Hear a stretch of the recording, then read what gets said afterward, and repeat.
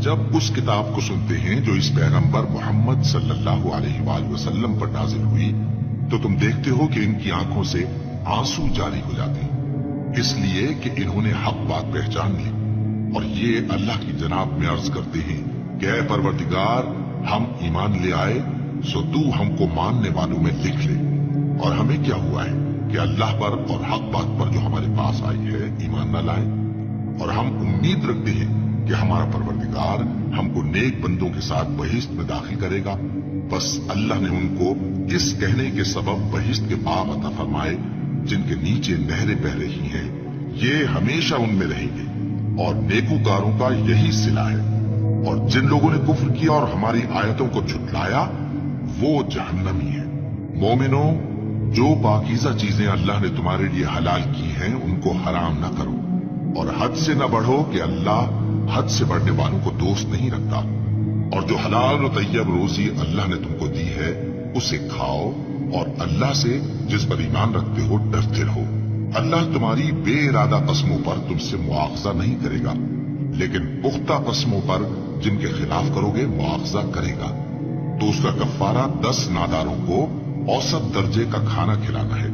جو تم اپنے اہل و عیال کو کھلاتے ہو، یا ان کو کپڑے دینا یا ایک غلام آزاد کرنا، اور جس کو یہ میسر نہ ہو وہ 3 روزے رکھے۔ یہ تمہاری قسموں کا کفارہ ہے جب تم قسم کھا لو اور اسے توڑ دو، اور اپنی قسموں کی حفاظت کرو۔ اس طرح اللہ تمہارے سمجھانے کے لیے اپنی آیتیں کھول کھول کر بیان فرماتا ہے تاکہ تم شکر کرو۔ اے ایمان والو، شراب اور جوا اور بت اور پانسے یہ سب ناپاک کام اعمال شیطان سے ہیں، سو ان سے بچتے رہنا تاکہ تم کامیاب ہو جاؤ۔ شیطان تو یہ چاہتا ہے کہ شراب اور جوئے کے سبب تمہارے آپس میں دشمنی اور رنجش ڈلوا دے، اور تمہیں اللہ کی یاد سے اور نماز سے روک دے۔ تو کیا تم لوگ ان کاموں سے باز آؤ گے؟ اور اللہ کی فرما برداری اور رسول کی اطاعت کرتے رہو اور ڈرتے رہو۔ اب اگر منہ پھیرو گے تو جان رکھو کہ ہمارے پیغمبر کے ذمہ تو صرف پیغام کا کھول کر پہنچا دینا ہے۔ جو لوگ ایمان لائے اور نیک عمل کرتے رہے ان پر ان چیزوں کا کچھ گناہ نہیں جو وہ کھا چکے، جبکہ انہوں نے پرہیز کیا اور ایمان لائے اور نیک کام کیا، پھر پرہیز کیا اور ایمان لائے، پھر پرہیز کیا اور نیکوکاری کی، اور اللہ نیکوکاروں کو دوست رکھتا ہے۔ مومنوں، کسی قدر شکار سے جن کو تم ہاتھوں اور نیزوں سے حاصل کر سکو اللہ تمہاری آزمائش کرے گا، یعنی حالت احرام میں شکار کی ممانعت سے، تاکہ معلوم کرے کہ اس سے غائبانہ کون ڈرتا ہے۔ سو جو اس کے بعد زیادتی کرے تو اس کے لیے دکھ دینے والا عذاب تیار ہے۔ مومنوں، جب تم احرام کی حالت میں ہو تو شکار کے جانور نہ مارنا، اور جو تم میں سے جان بوجھ کر اسے مارے تو یا تو اس کا بدلہ دے، اور وہ یہ ہے کہ اسی طرح کا چوپایا جسے تم میں سے 2 معتبر شخص مقرر کر دیں قربانی کرے، اور یہ قربانی کعبے پہنچائی جائے، یا کفارہ دے اور وہ مسکینوں کو کھانا کھلانا ہے، یا اس کے برابر روزے رکھے تاکہ اپنے کام کی سزا کا مزہ چکھے، اور جو پہلے ہو چکا وہ اللہ نے معاف کر دیا، اور جو پھر ایسا کام کرے گا تو اللہ اس سے انتقام لے گا،